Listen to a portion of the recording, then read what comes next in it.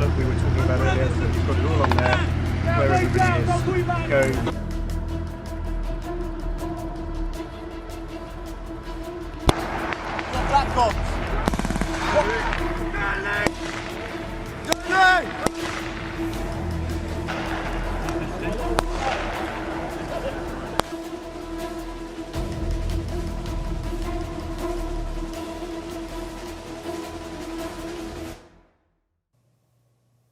La OTAN se está preparando para un conflicto potencial con Rusia.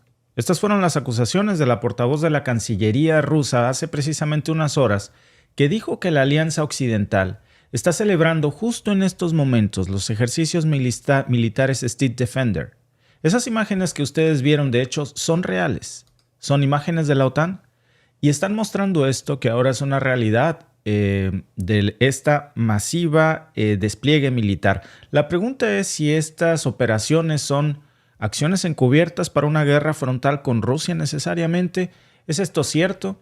¿Por qué precisamente ahora la OTAN ha decidido escalar sus ejercicios militares a niveles que, por cierto, no se habían visto desde tiempos de la Guerra Fría? Miren, cuando hablamos de la OTAN, estamos por supuesto hablando de una alianza militar que involucra múltiples países. Ya sabemos que están compuestos por sus propios intereses, por sus propias inversiones, por sus propias preocupaciones de seguridad nacional, por supuesto. Pero un factor que los une en este momento es una percepción muy grande de un riesgo proveniente de Rusia, de un temor, y ese temor no surge de la nada. Estos movimientos geopolíticos, estas tensiones acumuladas y, por supuesto, el hecho de que Rusia pudiera estar planeando un asalto final en Ucrania que le pondría fin a este conflicto a favor del Kremlin, ha encendido las alarmas en las capitales de los países miembros de la OTAN que ahora están haciendo este ejercicio masivo que no se había visto, repito, desde tiempos de la Guerra Fría. ¿Qué implica esta preparación tan intensa? No estamos hablando solamente de soldados haciendo ejercicios rutinarios. Esto no es una coincidencia. Estamos hablando de una movilización de recursos a una escala impresionante. Miren, para ponerlo en una perspectiva, estos ejercicios están involucrando a más de 90,000 soldados de la OTAN, alrededor de 50 buques de guerra que van desde destructores, portaaviones y más de 80 aeronaves, incluidos por supuesto helicópteros de combate y drones avanzados. Es inmenso. ¿Qué significan estos números realmente? Piensen en esto solamente. Cada soldado, cada barco, cada avión que tiene ahí la OTAN no solamente requiere ser transportado, también tiene que proveerse a este equipo de alimentos, apoyarlo logísticamente, coordinar estos ejercicios. Y esto no es solamente un gasto enorme, sino que también requiere una logística compleja. Y esto nos lleva, por supuesto, a otra importante pregunta. ¿Qué tipo de preparativos son estos exactamente? ¿Para qué se están preparando? ¿Frente a qué escenario? ¿Frente a qué adversario? ¿Y por qué flanco? No estamos solo hablando de ejercicios físicos, de maniobras comunes. La OTAN en estos momentos, por supuesto, está implementando ensayos y tácticas híbridas que incluyen, según sus informes, guerras cibernéticas, guerras de información y otras formas de guerra no convencional, por supuesto, guerras asimétricas, guerras proxies, y ahora estos ejercicios de la OTAN tienen algo en particular. No están ocurriendo en un lugar vacío, en el Ártico, sino que se están llevando a cabo justo en las zonas alejadas de cualquier foco de tensión. Estos ejercicios están desarrollándose precisamente muy cerca de las fronteras rusas, y eso es como prender un cigarro junto a un barril de pólvora. Y aquí es donde la situación se está complicando bastante y se está poniendo bastante tensa también. Porque esta cercanía de las tropas que ustedes están viendo ahí haciendo estos ejercicios tan cerca de las fronteras de la OTAN, de un país que está sintiendo en estos momentos una presión política que puede definitivamente escalar, pues nos hace definitivamente preguntarnos si es una medida solo preventiva. Porque claro, desde una perspectiva estratégica, realizar estos ejercicios en áreas tan cerca de Rusia, pues tiene un sentido muy claro. Fortalece una preparación que asegura que las fuerzas de la OTAN estén muy familiarizadas con un terreno en el que probablemente tengan que pelear. También está, por supuesto, sirviendo no solamente como un entrenamiento para lo que pudiera ser una guerra frontal con Rusia, sino que está mandando un mensaje muy claro. Estamos preparados para el siguiente paso, porque Rusia, por su parte, no está viendo estos ejercicios como una maniobra militar de preparación simplemente. Ya hay declaraciones, por supuesto, de Nikolai Patrushev, que dijo, es un alto funcionario ruso que fue muy claro, salió y declaró que para Rusia este tipo de acciones de la OTAN son provocaciones, pero que además no son simples rutinas defensivas, sino que son actos que, dice en sus palabras, están buscando desestabilizar la paz, pero también están moviendo a sus tropas preparándose ya directamente para el conflicto. Y aquí vale la pena detenernos en esto, porque cuando hablamos de aumentar el riesgo de un conflicto, pues estamos hablando nada más y nada menos de la probabilidad de un enfrentamiento militar entre Rusia y la OTAN. Mucho se ha hablado ya de esto tantas veces, pero de eso a que estemos viendo ya estos ejercicios en la frontera rusa, pues ya no es solamente teoría, es algo que se está debatiendo cada vez más en una realidad. En una realidad, por cierto, que es muy tangible y que podría tener consecuencias muy graves. ¿Qué tan grave es este riesgo que hoy estamos viendo? Porque si vemos los datos, la historia nos dice que la concentración de tropas como esta que estamos viendo, de ejercicios militares en zonas que tienen una alta tensión, casi siempre terminan en conflictos reales. No siempre, claro, pero suficientemente, digamos, como para que la alarma ya esté sonando alrededor del mundo. ¿Qué tan grave es esta posibilidad? Porque a veces pensamos que no es algo que pueda ocurrir tan fácilmente, pero déjenme decirles que sí lo es. No es una regla general que esto sea la antesala de un conflicto directo armado que vaya a explotar la próxima semana, pero si tomamos lamentablemente el ejemplo de otros ejercicios así, no terminaron bien. Miren, por ejemplo, la crisis de los misiles en Cuba en el 62. Es un evento que nos mostró cómo las instalaciones de misiles soviéticos en Cuba llevaron a Estados Unidos a realizar una de las mayores demostraciones navales y aéreas en la historia. Esto irritó muchísimo a Washington, porque consideró, por supuesto, que era una osadía que la Unión Soviética pusiera armamento en su frontera apuntando a Washington. Y ahora pues podemos ver el cliché de la historia que se repite, pero ahora es al revés. En ese momento pues estábamos hablando de cercar una isla con un bloqueo que hasta la fecha sigue. Es un pecado que no se le sigue perdonando a Cuba en estos momentos. Si ustedes quieren saber cuál es el verdadero coraje, el verdadero motivo de las sanciones que no le quita Estados Unidos a Cuba, es ese. El 62, la guerra de los misiles. Hubo, por supuesto, muchos otros factores, diferencias, lo que ustedes me quieran decir. Pero el hecho de que en el 62 Rusia albergara misiles apuntando a Washington, pues fue algo que en su momento Kennedy no perdonó, ni él, ni todos los presidentes que siguieron después de él hasta la fecha. La Guerra Fría ya terminó y sigue Cuba con ese problema. Pero no es el único caso. En el 90, por ejemplo, ¿qué pasó con la invasión a Kuwait? Se acumularon tropas iraquíes en la frontera y eso pues no se tomó al principio con mucha seriedad, pero después pensaron que esto era un acto de intimidación y que era el preludio de una invasión. ¿Qué pasó, por ejemplo, antes de que iniciara la guerra en Ucrania? Por supuesto, empezamos a ver la acumulación de tropas rusas cerca de la frontera de Ucrania. Fue la antesala también. Y ahora vean cómo precisamente es lo que estamos viendo aquí. No hay que olvidar, por ejemplo, también las crisis de Kargil en el 99 entre India y Pakistán, que trajo también algo muy similar. Ojo que no estoy diciendo que esta sea la regla general, pero sí que esto produce siempre, según la historia, un aumento en las hostilidades y tensa las cuerdas a un punto de una confrontación militar. El problema es que aquí, recuerden ustedes que no estamos hablando de una confrontación militar simple, sino que además con una posibilidad de un riesgo nuclear. De hecho, Kargil es un recordatorio muy claro de cómo este tipo de ejercicios militares escalan muy rápidamente y se salen de control. Nadie lo puede controlar. Esto debería de enseñarnos algo.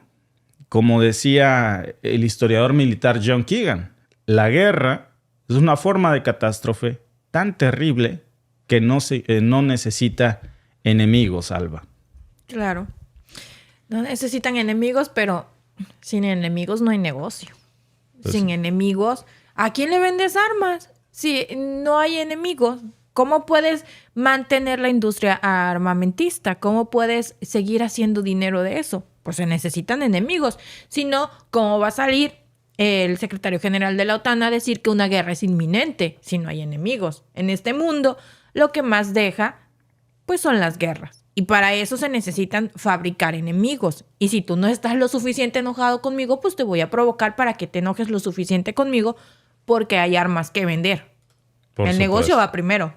Por supuesto.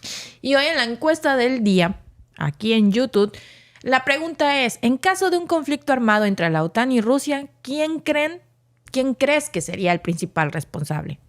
La opción A, la OTAN, por escalar las tensiones con ejercicios militares. La opción B, Rusia, por sus constantes amenazas a Ucrania. Y la opción C, ambos, ya que contribuyen a la inestabilidad global. ¿Cuál sería tu decisión ahí?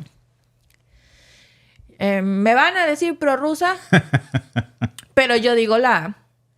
Porque es que el tío Putin está muy quieto y llega el tío OTAN a andarle azotando el avispero. ¿Sabes, Alba? Yo estaba pensando esta mañana, la historia siempre nos deja una percepción diferente de la realidad. Es decir, la manera en la que se percibe un conflicto geopolítico en Vietnam es muy distinto de cómo se percibe, por ejemplo, en Japón, en Hiroshima, por ejemplo, y Nagasaki. Muy diferente de cómo se percibe en Estados Unidos o en Rusia. Cada país, dependiendo de cómo moldean sus historias, perciben esto desde una perspectiva. Mark Twain decía, ¿no? Cuando la única herramienta que una persona conoce es un martillo, cree que todo se le parece a un clavo. Y hay que darle. Y cuando un país es bélico, pues todo lo quiere arreglar a punta de bala. Pero también fíjate que yo estaba pensando en la percepción que hoy tiene Europa. Cada vez es más claro que ya ven el preludio de cómo va a terminar este conflicto en Ucrania. Y ellos ven, por supuesto, que va a terminar mal para la OTAN. Muchos están hablando ya que ahora que está desapareciendo el invierno, por supuesto, ya se fue prácticamente. Ya está el verano aquí. Recuerden que en estos lugares, tanto en Canadá como en Rusia y en Ucrania, los inviernos son muy rudos. Y el verano se ocupa para todo, desde producir los campos hasta también estallar las guerras. Avanzar las guerras. Avanzarlas. Y de hecho están diciendo que Rusia estaría planeando un asalto final hasta Kiev. Y entonces ese asalto nos resultaría bien. Por eso la urgencia de la OTAN de mandar armas desesperadamente en este momento a Ucrania, porque las necesita por lo que saben que se viene. El problema es que esas armas no están llegando ni completas ni bien. En total se destruyeron 10 misiles a tanks, que era la joya de la corona estadounidense que se había mandado a Ucrania. Pues ya no existió. No lanzaron uno solo. Las vías de comunicación férreas también. Entonces, después de que este conflicto en Ucrania acabe, si como pensamos que va a suceder, porque todo indica así, no es que sea mi percepción personal, la misma OTAN ha salido a decir, el mismo Stoltenberg estuvo este lunes en Ucrania y dijo que hay duros reveses de Rusia en el campo ucraniano, y para que Stoltenberg reconozca esto, imagínense ustedes. La pregunta es, para Europa, ¿qué sigue después? ¿Cómo ve esto? ¿Y sabes cómo lo ve? Porque estaba yo viendo algunas declaraciones de líderes europeos que dicen que Putin es una persona, un líder expansionista con una sed insaciable que no se va a detener en Ucrania, que cuando termine Ucrania va a ir por el resto de la Unión Europea. Yo, Alba, no vivimos en Europa, ¿verdad? Pero difícilmente veo yo, y creo que ese temor quiere tocar las fibras más sensibles de la Segunda Guerra Mundial, en donde, por supuesto, un imperio expansionista y terrible se salió de control. Ya sabemos los horrores tan terribles del Holocausto, y comenzó a expandirse a toda Europa. Y creo que se está queriendo sembrar este miedo de olvídense de Ucrania. Eso lamentablemente ya sabemos cuál va a ser el fin de esta guerra. Lo que sigue después tocando las fibras de la Alemania en la Segunda Guerra Mundial. Curiosamente, previo al 9 de mayo, que se celebra el Día de la Victoria, en donde Rusia, entonces la URSS, paró a la Alemania nazi. Fíjate. Claro. Pero mira, diciendo cómo respondería Europa, tenemos varios amigos. Por ejemplo, aquí nuestro amigo Luis del Pino dice: espero mi España no se le ocurra combatir a favor de nuestros enemigos históricos, los ingleses y sus aliados, la USA. Pues no creo, están dentro de la OTAN. Entonces tendrían que pelearse muy, muy fuerte como para hacer eso. Y a ver, también aquí tenemos muchas felicidades a nuestro amigo 1111 Mr. Palomino, porque hoy está cumpliendo 14 meses de miembro del canal. No me digas. Yo pensé que 14 años. Mañana son sus 25 años. Está de manteles largos nuestro amigo Palomino, nuestro compadre Palomino. Oh, ya lo andas quemando. Yo dije 25. No, pues muchas felicidades. Muchas felicidades. Yo diciendo 25 y tú poniéndole ahí.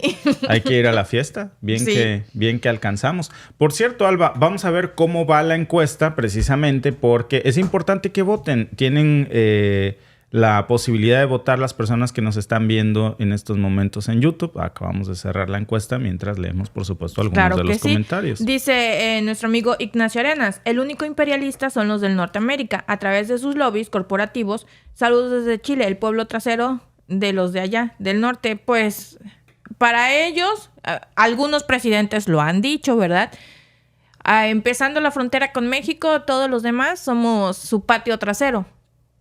Pero pues necesitan mucho su patio trasero, porque de su patio trasero es de donde están sacando o intentan sacar muchos de los recursos naturales. Por eso ven que van a la Argentina, que van a México, que van a Ecuador, o sea, que van a Venezuela. Como que lo que en algún punto fue África para Francia y Europa, ¿no? Sí, ahora América Latina, ¿no?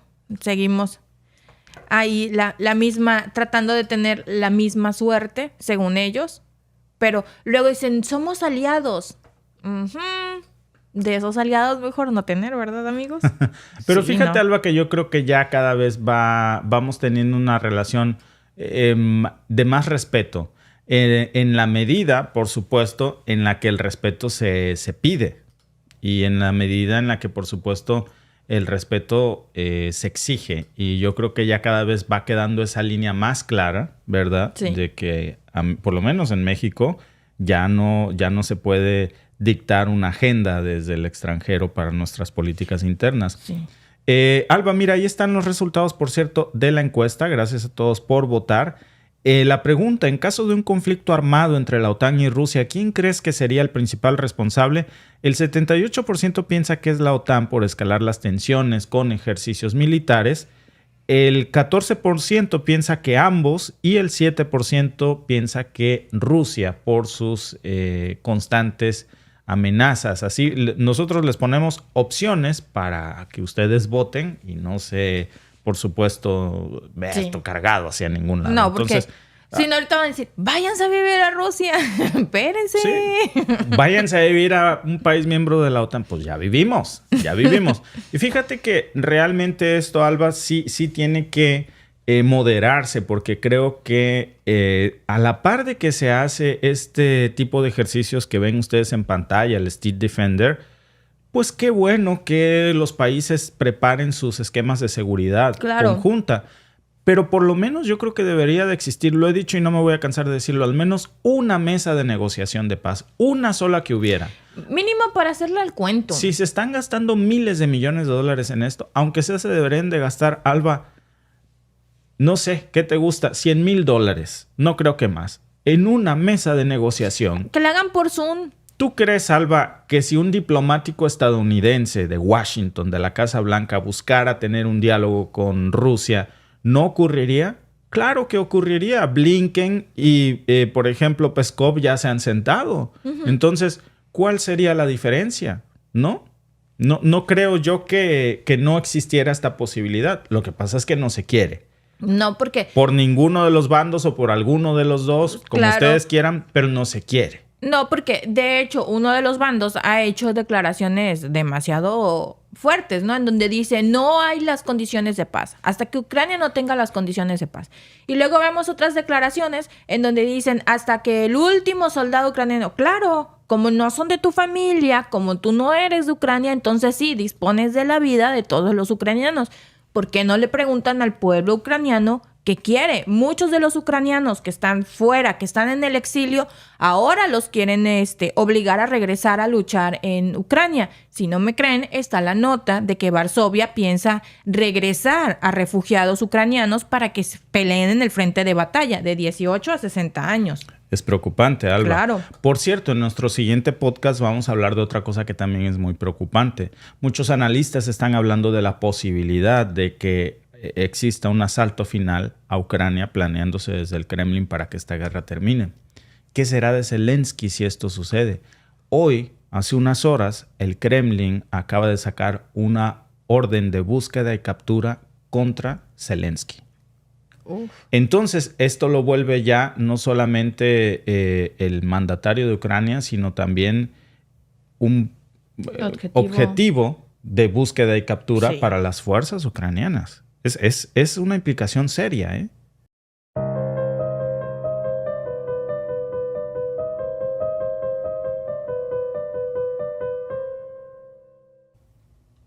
El Kremlin ha puesto en la lista de los buscados para orden de captura al presidente de Ucrania, Volodymyr Zelensky. ¿Por qué esto es tan grave? ¿Y por qué Rusia no lo había hecho antes? Rusia lo acusa de violar el Código Penal ruso sin especificar detalles de qué artículo en concreto, pero esto está elevando las tensiones entre ambos países a niveles críticos. Esta acción no solamente es una medida administrativa, se ve por supuesto como una consecuencia natural, pero también es un símbolo muy poderoso de cómo ahora las relaciones entre Rusia y Ucrania parece que no solamente se han degradado ya por completo, sino que están tomando otro rol. Ya no es solamente el de la guerra en Ucrania.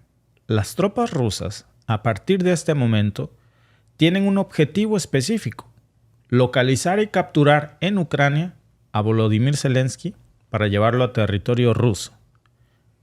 Y esto va a tomar otra dimensión, por supuesto. ¿Qué significa esto para Zelensky personalmente? ¿Cómo afecta esto a la relación en el conflicto? Incluso ya hay medios de comunicación que, curiosamente, hoy están circulando en varios medios occidentales la posibilidad de que Ucrania y Rusia establezcan conversaciones de paz, justo en un momento donde sale esta nota. Por eso muchos están preguntando si Rusia está tejiendo un precedente de guerra en donde se puede ver cuál sería el desenlace final o cuál sería el mensaje que el Kremlin estaría mandando con esta opción. Por cierto, tenemos la encuesta de esta tarde, así que voten por favor. ¿Qué creen que buscará Rusia al final del conflicto con Ucrania? ¿Capturar a Zelensky y llevarlo a Rusia? ¿Forzarlo a dimitir y a que sea expatriado de Ucrania? ¿O negociar una solución pacífica que mantenga a Zelensky en el poder? Voten por cuál creen ustedes que es la opción más adecuada que veremos en los próximos días, pero definitivamente la nota más impactante es, por supuesto, esta, que está dejando al descubierto lo que pudiera ser el futuro de Zelensky, porque esto implicaría que podría, por supuesto, ser arrestado y extraditado a Rusia si es capturado por tropas rusas o si también Zelensky visitara algún país aliado de Rusia, como Irán, por ejemplo, estuvo hace poco ahí, por órdenes del Kremlin, claro, y esto pues implicaría el arresto, aunque claro, no es fácil ejecutar una orden de arresto así, sobre todo tratándose de Volodymyr Zelensky, que tiene, por supuesto, la protección de la OTAN. Zelensky nació en 1978 en la ciudad de Kryvyi Rog, en Ucrania, y ahora se enfrenta precisamente a esta orden de aprehensión para comparecer ante la justicia rusa. Ha sido ya incluido en una lista de personas más buscadas por el Kremlin, en una medida que no está mostrando solamente una declaración política, sino también establece a Zelensky como un objetivo directo de captura potencial y extradición por parte de Moscú. Y esto está, por supuesto, replanteando cuáles son las prioridades del ejército ruso en este momento. Incluir a Zelensky en esta lista tiene muchas implicaciones poderosas a gran escala, sobre todo en términos diplomáticos y también militares, porque esta acción de Rusia ahora podría verse como un intento de reforzar su postura frente a Ucrania, indicando un enfoque, por supuesto, no solo más agresivo en términos militares, sino también ya en un campo legal. Y la estrategia de Rusia aquí sería muy clara: utilizar todos los medios que tiene a su disposición para presionar a Ucrania, incluyendo medidas legales que tradicionalmente se reservarían para criminales dentro de un país, no para líderes de estados soberanos. Fíjense que hay que ser muy cuidadosos con la forma en la que ahora Occidente plantee las acciones o las consecuencias. Ya hay declaraciones, pero recordemos que lo mismo que Rusia acaba de hacer con Zelensky, Occidente lo hizo con Putin en la Corte Penal Internacional. Entonces parece que es un jaque en la misma jugada geopolítica, en la misma arena en la que la Corte Penal Internacional lo hizo con Rusia, con Putin, para ser más concretos. Y ahora, en este panorama, pues que ya es más amplio, muchos analistas están especulando sobre un posible asalto final en Ucrania, del que hablábamos esta mañana, por parte de las tropas rusas, especialmente durante este verano. Si las fuerzas rusas entonces lograran realmente avanzar, llegar hacia Kiev, el objetivo sería capturar a Zelensky y llevárselo a Rusia a una prisión. Y claro, su presencia ahí de las tropas rusas en Kiev ya tendría un objetivo muy específico que obligaría a Zelensky evidentemente a buscar alternativas en caso de un avance inminente de las tropas rusas si esto sucediera así. Ahora, tradicionalmente, esto no es algo nuevo. Las guerras siempre se han centrado en el control territorial y en la imposición, por supuesto, del país ganador. Esto forzaría definitivamente a Zelensky a tener que buscar su huida de Ucrania, y el país ganador siempre, usualmente en cualquier conflicto, es el que pone al mandatario que sigue a ellos. Y miren, de hecho, no está solo Zelensky en esta lista que acaba de emitir hoy el Kremlin de orden de búsqueda y captura.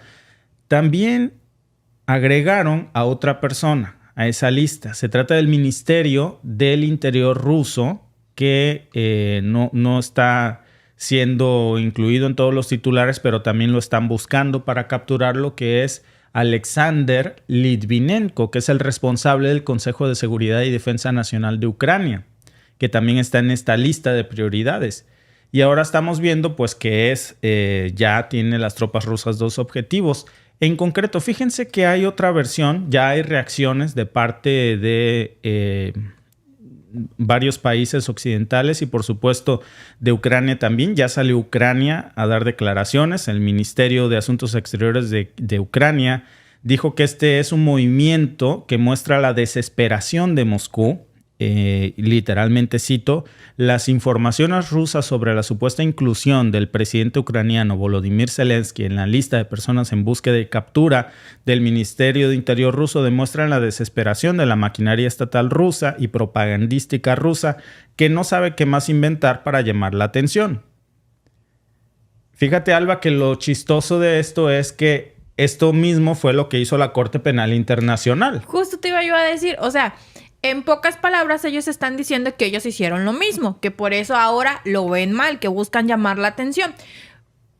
Pues es que fue lo que hicieron ellos con la Corte Penal Internacional. El detalle aquí es que, como muchos amigos dicen, Zelensky nunca está en Ucrania. Hizo la guerra y nunca está en Ucrania. Siempre está de gira, siempre anda en otros países. Está el rumor muy fuerte de que pues su casita no está en Ucrania, ¿verdad? Su casita está fuera, en un país de la Unión Europea. Pues seguramente Alemania. Claro, entonces lo van a proteger porque hasta que se vuelva incómodo y deje de servir a sus intereses, probablemente pues sea una pieza a sacrificar. En este momento, pues es un aliado, es una pieza que necesitan para seguir moviendo sus intereses, porque al final del día se nota que el señor Zelensky pues no toma decisiones por él, ni para su pueblo. Toma decisiones que le piden que haga. Que él está solo siguiendo las órdenes de alguien más. Como muchos decían, era la marioneta, exactamente, la marioneta, y trae un titiritero. Pues mira, de hecho también se acordó de esto. El Ministerio de Exteriores ucraniano dijo: nos gustaría recordar a todo el mundo que, a diferencia de los inútiles anuncios rusos, la orden de detención de la Corte Penal Internacional contra el dictador ruso Vladimir Putin por crímenes de guerra es real y ejecutable en 123 países. Y fíjate, Alba, que no tenemos noticias de la Corte Penal Internacional en contra de Netanyahu, por ejemplo. Ni las tendrás. Ni las tendrás porque hoy justo sale una nota, hace unos momentos, acaba de salir una nota que me llamó mucho la atención. Dice, la guerra de Gaza amenaza la reelección de Biden. Exacto, ahí está. El respaldo al líder demócrata entre los jóvenes ha caído del 60% al 45% de su apoyo por su apoyo incondicional a Israel. La nota está interesante. La escribe Anderson Simanka. No estoy de acuerdo con muchas partes de la nota. Los invito a que ustedes la lean y ustedes digan qué opinan. Siento que partes de la nota están muy cargaditas, otras, bueno. Pero les leo una parte de la nota. Dice, cuando en agosto del 2021 Estados Unidos se retiró caóticamente de Afganistán, tras la vuelta al poder de los talibanes, no hubo consenso sobre el impacto que tendría en la popularidad del presidente Joe Biden el manejo de esta estrategia. Se trató de la primera acción internacional importante de su administración, pero los meses pasaron y, por supuesto, esas imágenes quedaron en el olvido. Luego, cuando inició la guerra de lo que estamos hablando ahorita, la guerra con Ucrania y Rusia, pues Washington pues fue capaz de responder rápidamente y conformar una alianza global que ha impuesto las sanciones más duras en los últimos 50 años sobre cualquier economía sobre Rusia. A pesar de ser las más duras en 50 años, le han hecho los mandados. Rusia quedó bloqueada de prácticamente todos los sistemas financieros y aunque eso pues no ha producido el fin de la guerra, sin duda puso a Biden en la esfera mundial como un líder que se enfrenta a los regímenes autoritarios. ¿Qué hubo? ¿Qué hubo? El salvador del mundo. ¿Y Arabia Saudita para cuándo, papá? ¿Sabes cómo le dicen a este tipo de cosas en México? Chayoteros. Exacto. Por eso les digo, la nota está curiosa. Léanla. Háganse ustedes una propia idea de la nota. A mí la verdad me dieron un poquito de risa varios puntos, pero luego dice, más adelante, otros párrafos más adelante en la nota, dice, el principal grupo poblacional que está pasando factura a Biden es el de los votantes más jóvenes. El asunto preocupante, porque los últimos sondeos muestran que entre las personas de 18 a 29 años, el mandatario demócrata, abrazado por ellos en las pasadas elecciones, hoy no genera encanto. El mes pasado, una encuesta juvenil de la Universidad de Harvard mostró que el apoyo al líder demócrata había caído de alrededor del 60% en 2020 al 45%. Lo más preocupante para la actual Casa Blanca es que algunos sondeos lo ponen hasta 11 puntos porcentuales detrás del candidato republicano Donald Trump en un enfrentamiento directo entre votantes jóvenes. Y pues es por eso que la famosa generación Z está haciendo el cambio y es por eso que traen esta nueva ley que tú nos comentabas, sí, de la ley antisemita y todo, porque están tratando desesperadamente de callar a la generación Z, están tratando desesperadamente de callar las protestas para ver si así no se hace tanto eco en las redes sociales, no pueden seguir, porque no es que se haya caído Biden 15%, se ha caído más. Pero mira, Alba, fíjate nada más de verdad en la retórica de esto. Mira, la nota del día, como el Kremlin emite una orden de búsqueda y captura contra Zelensky. Dice en respuesta a esto Ucrania que no hay que olvidar que es Putin quien tiene una orden de búsqueda y captura por crímenes de guerra de la Corte Penal Internacional. Fast Track. La Corte Penal Internacional actuó. ¿Ha actuado la Corte Penal Internacional en contra de Netanyahu? No han hecho absolutamente nada. Y es una masacre, es un genocidio étnico. Van más de 40,000 cadáveres, la mayoría mujeres y niños. Y nadie hace nada. No, es imparable. No le obedece a nadie, no le rinde cuentas a nadie. Y cuando un país se atreve a reprochar esto y cortar relaciones, llama a sus presidentes antisemitas. Se le olvida o nos tilda de idiotas que Palestina es un país semita. Y protestar en contra de las atrocidades que se están haciendo en Palestina es antisemita, según él, cuando al contrario, reprimir las protestas a favor de una Palestina libre también es hablar de acciones a favor del semitismo. Claro. Es decir, reprimirlas es antisemita. Mira, Alba, el cartón del día que nos mandan hoy en nuestro grupo de Telegram. Sí. Se cuenta solo. Claro. Sobre todo cuando le preguntan los reporteros directamente a Biden si estas protestas, lo que sus ciudadanos, no el mundo, sus propios ciudadanos le están exigiendo de reconsiderar su relación con Israel, pues él responde que no. O sea, me vale lo que digan ustedes, yo voy a seguir en lo que estoy. Y luego cuando también salen un grupo de 250 ex empleados de la administración de Obama, cuando él fue vicepresidente, pues también a hacer críticas públicas y se suman a los reclamos que le piden al demócrata acciones contundentes y no medias tintas sobre su posición en cuanto a las acciones militares de Israel en Gaza. Pues es que no tiene medias tintas. Yo creo que los únicos que creen que tiene medias tintas son ellos. Biden lo ha dicho siempre de frente. Él, a las que sea con Israel, no está en contra. Medias tintas no ha tenido. Pues él vamos está a de un ver lado si de es la incluso historia. en contra de su reelección. Pues Porque por eso está suprimiendo todo. Porque sabe que esto le va a costar de por sí. Pero esto ya es como que la cereza del pastel. Pues porque va en contra de la esencia de Estados Unidos. Sí. Estados Unidos se fundó bajo la esencia de un país de libertades y hoy estamos viendo algo que, mira, el cartón del día, de verdad que hasta lo dejo ahí porque me parece que es irónico. O sea, lo que está haciendo la administración de Biden es la antítesis de lo que se supone que es Estados Unidos. Otra manera de llamar Estados Unidos se supone que es el país de las libertades. Claro. Y en el país de las libertades, protestar pacíficamente es un delito. Opinar, si no es a favor de la agenda de la administración en curso, es un delito. Ser opositor es un delito. Uh-huh. Pregúntale a Trump, que es el primer expresidente que se va a la corte por menos que nada. ¿Vimos acaso en la corte a muchos otros? Por ejemplo, vimos en la corte a Obama por haber iniciado una guerra precisamente fabricada en donde no había, después se demostró, justificaciones para iniciar estos conflictos. O a Bush, por ejemplo, no los vimos. Pero claro, pues yo creo que hay que reflexionar mucho en esto. Y miren, vamos a ver qué dicen nuestros amigos precisamente en nuestro grupo de Telegram acerca de la nueva orden de captura y localización de captura en contra de Zelensky. Les recuerdo que si la orden de captura que están dando, ¿verdad?, como objetivo militar, ya hay varios desertores militares que en el transcurso de la guerra se han ido a otros países y de repente han amanecido ya por él, pues, han ido por ellos, han amanecido muertos. Pienso que Rusia va por todas, se la está jugando toda porque sabe el desastre tan grande que ocasionó. Hay dolor, pues, y sufrimiento a su pueblo, a su gente.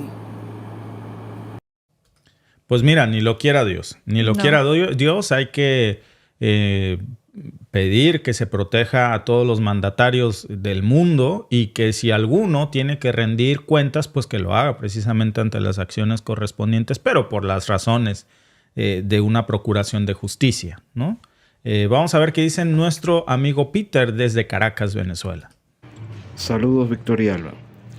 Respecto a colocar una orden de captura contra Zelensky, es muy interesante porque le demuestra o le está diciéndole al mundo que los presidentes o las personas que se vinculen a hacer un acto ilegal o acciones, esas acciones van a tener consecuencias y no van a pasar desapercibidas.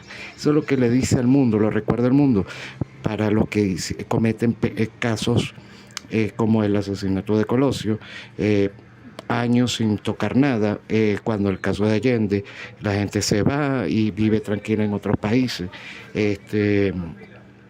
Juan Guaidó quiebra un país, que ya los recursos se pierden, la mayor refinería del mundo como es Citgo, y no pasa nada. Hay que poner órdenes de captura, porque esas órdenes de captura a las personas les recuerdan que vas a tener una consecuencia. ¿Qué opinas, Alba? De acuerdo con nuestro amigo. Mira, yo sí te voy a decir algo. Más allá de las acciones que tenga Putin, por ejemplo, ante la Corte Penal Internacional, de eso ya se encargará la Corte, claro, porque ya, por cierto, ni siquiera es parte del Estatuto de Roma, Rusia, pero bueno, pues ya se encargó fuera de su jurisdicción, ¿verdad? De Netanyahu no se van a encargar porque parece que tiene cierta inmunidad diplomática internacional e interestelar e incluso hasta espiritual, ¿verdad? Es intocable. Y en el caso de Zelensky, yo creo que también no se debe de escapar de las manos de la justicia el hecho de que a mí me parece que ha ido en contra de la soberanía del pueblo ucraniano. Sí.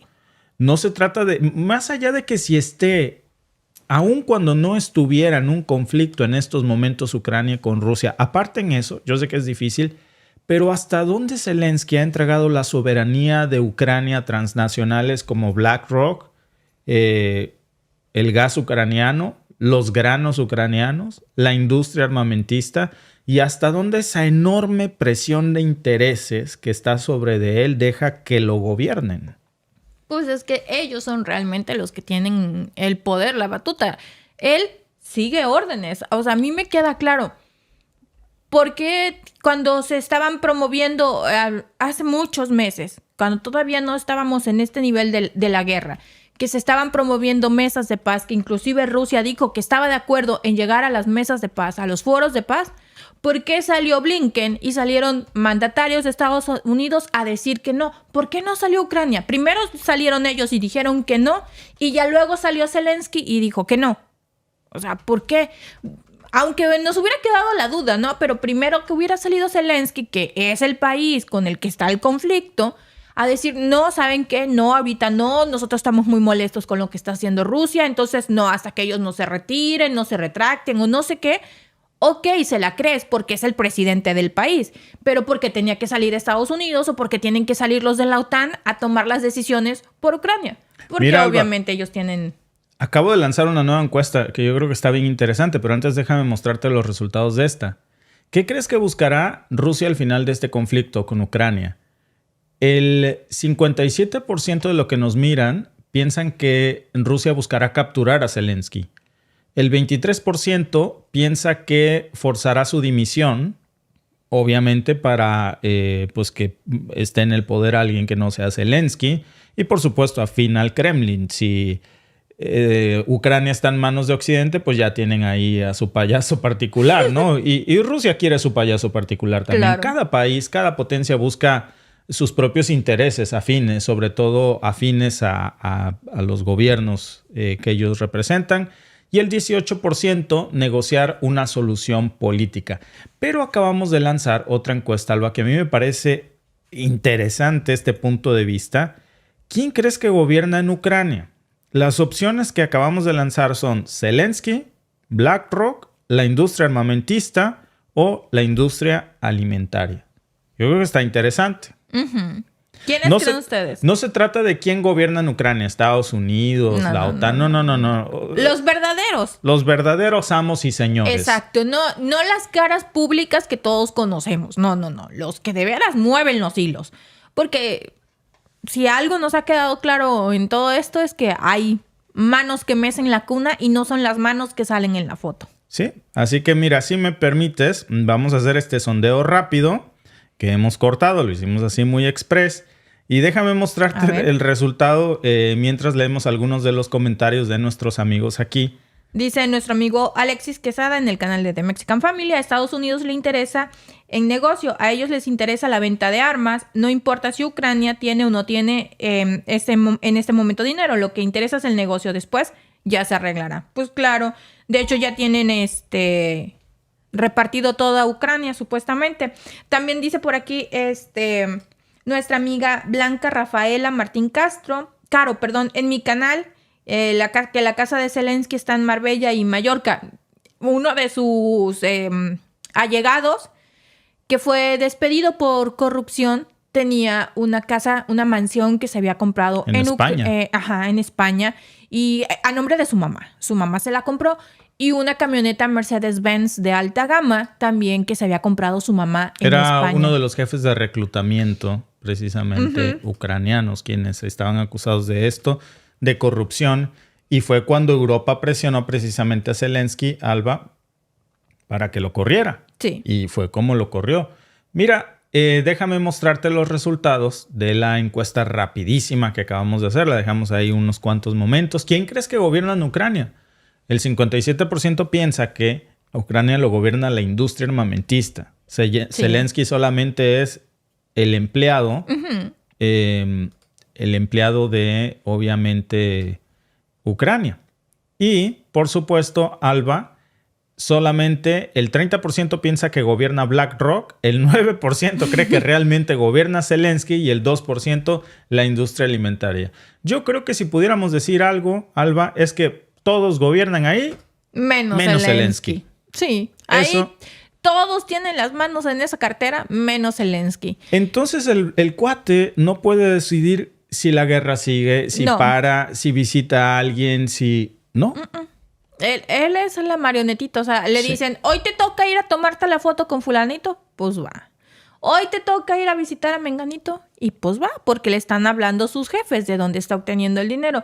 Porque sí, BlackRock tiene las manos metidas en Ucrania, sí. Si recuerdan, ya está negociada la reconstrucción de Ucrania, ¿y quién la va a hacer? BlackRock. Alba, desde antes que iniciara este conflicto, ya tenía la familia Biden las manos metidas en Ucrania porque el hijo de Biden, de Joe Biden, El querubín. hablamos, por supuesto, del hijo mayor de Biden. ¿Sí es el hijo Hunter mayor? Biden. No, creo que su hijo mayor fue el que falleció de cáncer. Bueno, el que le queda vivo, pues. El querubín. Sí, Hunter Biden había trabajado en la empresa de gas ucraniana Burisma. O sea, imagínate a qué grado había un interés en el gas ucraniano que el hijo del vicepresidente de ese momento, de la administración de Obama, el hijo trabajaba... Alba, ¿tú crees que trabajaba? O sea, cuando a mí me dicen, por ejemplo, que un expresidente de México después de asumir el cargo se va a trabajar en una empresa de ferrocarriles, yo lo que creo es que realmente es el dueño. Claro. Y ahí la gira como que es el chalán. No, yo no me creo esas cosas. Pero dejémoslo en eso. Hunter Biden trabajaba en la empresa de gas ucraniano Burisma. ¿A qué grado de interés estaba? Fíjense el enroque. Obama era el presidente, Biden era el vicepresidente, no solo vicepresidente de los Estados Unidos, encargado de la política exterior para Ucrania. Esa era su misión súper especial. Y como para que no se le saliera nada, su hijo estaba ahí trabajando supuestamente en una empresa de gas ucraniano llamado Burisma. Trump se le fue con todo y le dijo, tú lo que vas a hacer cuando llegues a esa silla es provocar un problema enorme en Ucrania porque tienes un conflicto de interés increíble porque tu hijo Hunter, con cero experiencia, trabajaba en Burisma. Con algo que no tenía ni que ver con su perfil. No, el señor lo negó. Los medios de comunicación tradicionales dijeron que era propaganda de desinformación rusa. Que Trump hasta estaba investigaron loco. supuestamente la injerencia rusa por el hecho de que Trump señalaba eso. Biden dijo que cómo se atrevían, que eran injurias, y después supimos que no eran injurias. Hay pruebas que siguen hoy en el FBI precisamente, ahí detenidas, claro. Hunter Biden sigue en la corte lidiando por eso, porque resultó que era verdad. Pero ¿saben lo que no está en discusión? Que efectivamente, por arte de magia, Biden gana y estalla un problema en Ucrania, que hasta el día de hoy, Alba, es el titular del día que sigue pues arrojándonos hoy este tipo de notas. Claro. En fin. ¿Tenía o no tenía razón Donald Trump? ¿Nos lo dijo o no nos lo dijo? Parece ser que el tiempo le está dando la razón. Pues sí. Parece ser. Entonces, la historia lo juzgará, pero en este momento ya estamos empezando Los a ver medios que de tenía comunicación ya lo juzgaron, ¿verdad? no, Eso claro, claro. A Donald Trump. Pero a lo que voy con el querubín y Biden. No estaba tan errado Donald Trump cuando lanzó esos señalamientos. Pues ahí está el problemón. Exacto. Y si tú te fijas, Alba, el gran problema que se originó en Ucrania, lo dijo Trump. Tú vas a originar un problema enorme en Ucrania porque te encanta el sabor a gas. ¿Y sabes los dos problemas más terribles que tiene este mundo en este momento? Son por gas. En Gaza Marín, en Gaza y en Ucrania. Y las dos tienen algo en común. Gas. Qué duro, pero es la verdad. Muchas gracias, amigos, por unirse a nuestro podcast de esta tarde y nos vemos en el siguiente. Adiós. Hasta luego.